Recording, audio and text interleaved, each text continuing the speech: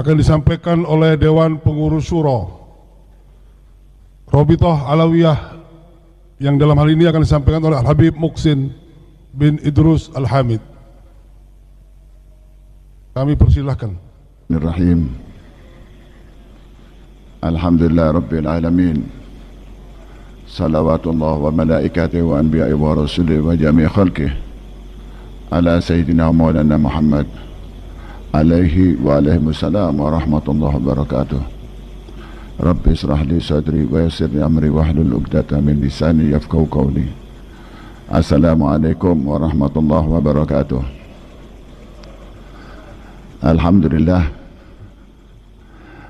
kita ditakdirkan oleh Allah untuk hadir di malam ini, dan kita semuanya memahami tidak ada sesuatu yang kebetulan di hadapan Rabbul Alamin. Semua yang ada saat ini sesuai dengan yang ditentukan oleh Allah, ada dalam ketentuan Allah, ada dalam tulisannya Rabbul Alamin. Saya hanya mengajak kita kembali, kenapa kita berada di tempat ini. Sebetulnya kita hanya nampak tilas daripada junjungan kita Nabi Muhammad SAW. Rasul Muhammad SAW ditempatkan oleh Allah di tempat yang strategis, sehingga dakwah Nabi Muhammad bisa tersebar di seluruh muka bumi. Dan Indonesia ini adalah salah satu daripada dakwah Nabi Muhammad SAW yang mengalir melalui para dzurriyyatir Rasul, melalui keturunan para sahabat-sahabatnya Nabi Muhammad, yang mengalir melalui para ulama-ulama, dan semuanya sampailah kita di tempat ini bukan sembarangan, tetapi adalah berdasarkan pemahaman datangnya Islam di negara ini adalah ijtihad, petunjuk dari orang-orang saleh yang mereka memohon petunjuk dari Allah. Kita masuk ke tempat ini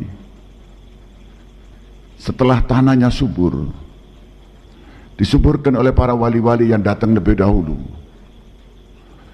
Kita diingatkan untuk menyebar di seluruh penjuru dunia, di Afrika Utara, di Afrika Timur, di Asia Tenggara, di Asia Selatan, dan di seluruh tempat mengalir darah daripada Rasul Muhammad SAW, membawa akhlak Nabi Muhammad SAW. Alhamdulillah, saya hanya mengingatkan kepada kita semua yang hadir di tempat ini, kita saat ini berada di zaman medsos yang sangat rumit, yang kita seringkali tidak mampu lagi membedakan mana yang hak dan mana yang batil. Dan zaman ini masuk di seluruh lapisan masyarakat.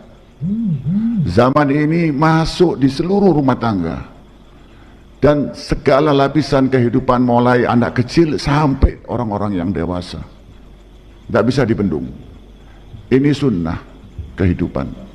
Al-Imam Ali bin Abi Thalib mengingatkan kepada putranya Imam Hasan bin Ali bin Abi Thalib untuk waspada bahwa zaman pasti berubah. Tidak mungkin zaman ini akan mengalir seperti yang kita rencanakan. Pasti kita akan hidup di zaman perubahan. Zaman sebelumnya Al-Habib Taufik ini memegang Robitoh tidak sama dengan zaman sekarang ini. Tantangannya pun beda, ya, tapi ikatannya sama, nilainya sama, tugasnya sama, amanahnya sama. Kita menjaga akhlaknya Rasul Muhammad SAW. Ini yang tidak boleh berubah. Dan di zaman yang sulit ini, yang paling penting kita jaga adalah banyaknya diam. Banyaknya diam untuk tidak sekedar menjawab segala macam yang sampai kepada kita. kita kembalikan kepada caranya Nabi Muhammad SAW, senyumannya Rasulullah SAW, kelembutannya Nabi Muhammad, akhlaknya Rasulullah, bagaimana silaturahimnya Rasulullah, bagaimana tolong tangannya karimnya Muhammad SAW.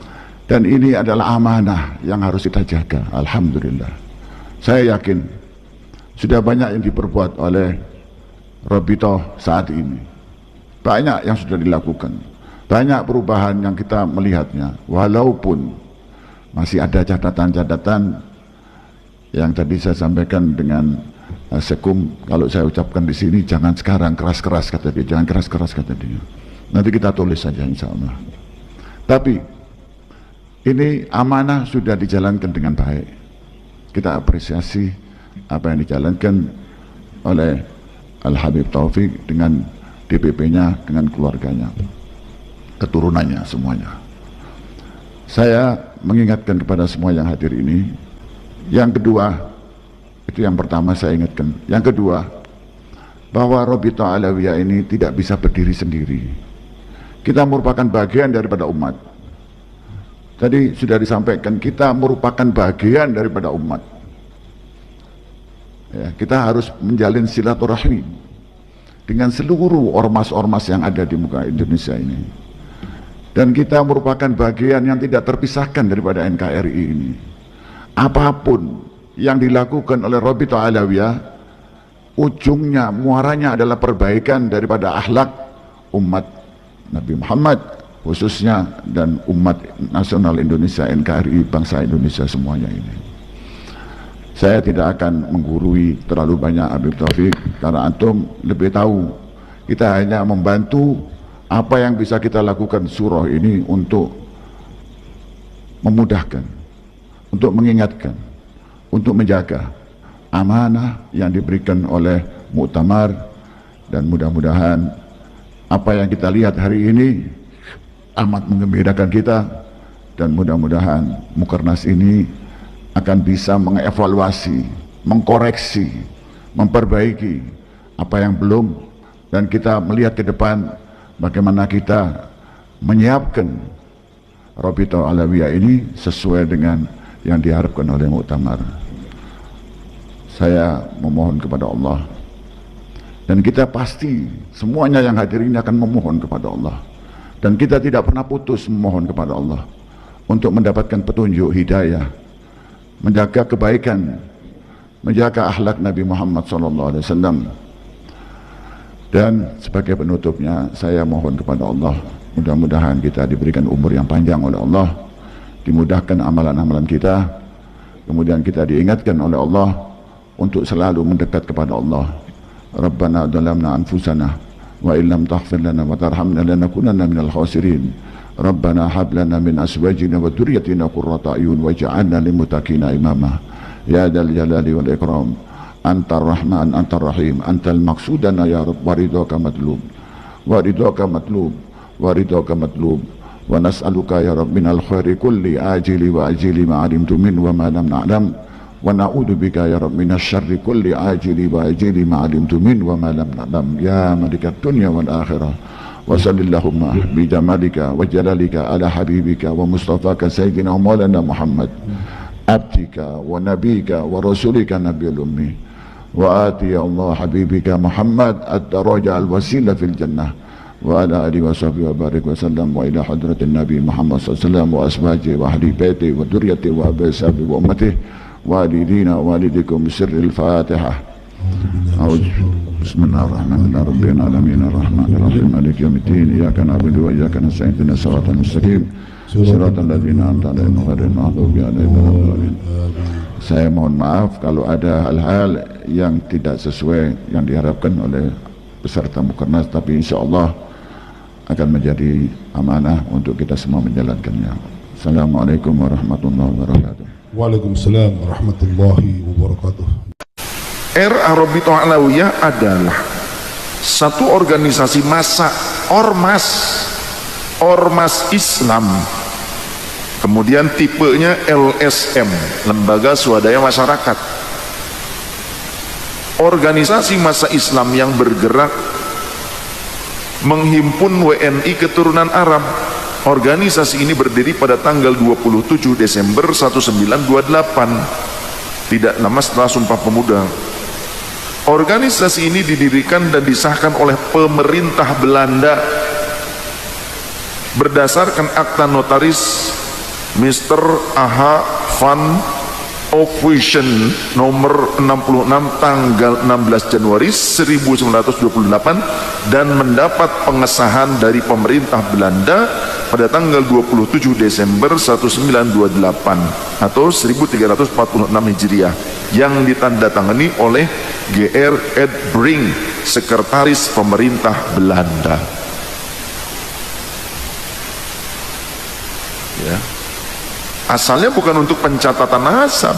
Pencatatan nasab ada banomnya, ada bagiannya, namanya maktab daimi. Sebelumnya untuk silaturahim, pendidikan, sosial, keagamaan.